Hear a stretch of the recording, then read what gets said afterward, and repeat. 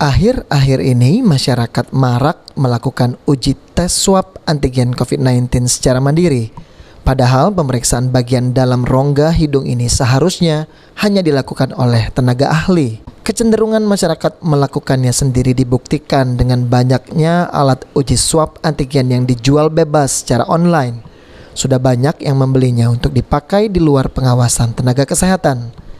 Menurut Kepala Balai Besar Laboratorium Kesehatan Kota Palembang Andi Yusianto, pengujian status COVID-19 melalui swab antigen secara mandiri tidak boleh dilakukan karena dikhawatirkan masyarakat salah menyimpulkan hasilnya. Akibatnya penanganan yang diberikan tidak tepat dan beresiko meningkatkan penyebaran virus. Karena kalau saya perhatikan kan sekarang orang yang swab antigen itu bebas kan. Dan alat antigen yang beredar luas di masyarakat juga bebas. Benar. Nah itu yang belum ada pihak yang mengontrol.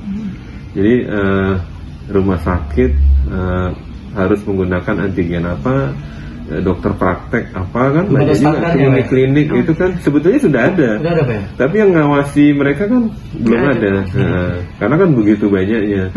Makanya sekarang untuk memperketat dalam kondisi darurat PPKM ya, level 4 untuk memperketat maka yang dilakukan adalah PCR. Nah PCR itu mengurangi resiko tadi terjadinya penggunaan antigen yang tidak berkualitas, dan lab PCR yang boleh memeriksa pun juga lab PCR yang sudah terdaftar atau terakreditasi oleh Badan Litbang Kementerian Kesehatan.